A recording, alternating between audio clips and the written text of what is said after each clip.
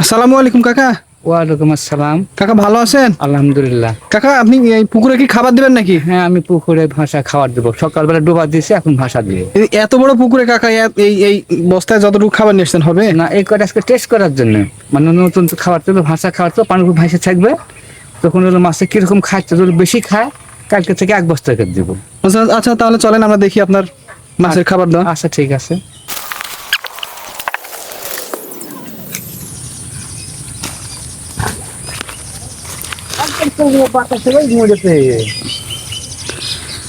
কাকা এখন দেখছেন সিমেন্টের মনে হয় না, সিমেন্টের নৌকা তৈরি করছে পুকুরে খাবার দেওয়ার জন্য। কাকা এখন মাঝখান দিয়ে ওই মাথায় যাবে, কারণ বাতাস হচ্ছে তো, এই মাথায় খাবার দিলে পাড়ির সঙ্গে লেগে যাবে, সেই কারণে উনি ওই মাঝখানে অথবা ওই মাথায় দিয়ে আসবে। চলুন দেখতে থাকি আমরা। কাকাকে দেখে আমারই ভয় লাগছে, হ্যাঁ, কিন্তু কাকার তো অভ্যাস আছে, সেই কারণে কাকার কিছু মনে হচ্ছে না। আমি ছোটবেলায় নৌকা চালাইছি, নৌকা চালাতে গেলে খালি ওই বনে বনে একই জায়গায় ঘুরতো, মানে সামনে নিয়ে যেতে পারতাম না, কিন্তু কাকা দেখছে একইভাবে নিয়ে চলে যাচ্ছে। দেখেন কাকা একবার পুকুরে মাছ বরাবর চলে গেছে। হ্যাঁ, পুকুরটা মনে হয় 30-35 বিঘা হবে না।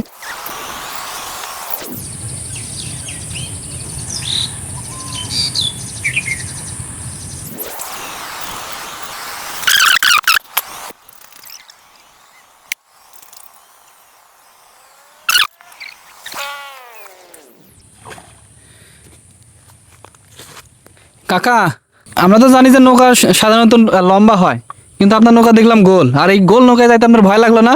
আপনাকে দেখে তো আমার নিজেরই ভয় লাগছে। না না, ভয় লাগে না, আমার চড়ে চড়ে অভ্যাস হয়ে গেছে। কোনো ভয় লাগেনি? কোনো ভয়ও লাগেনি, আবার যে আমার কাছে নৌকা ডুববেও না, গড়বেও না। আমার তো মনে হচ্ছে যে আমি উঠলে ডুবে যাবে অথবা খালি ঘুরবে। না, ঘুরবে কিন্তু ডুববে না। তোর মতন 5টা ছেলে উঠলে ডুববে না।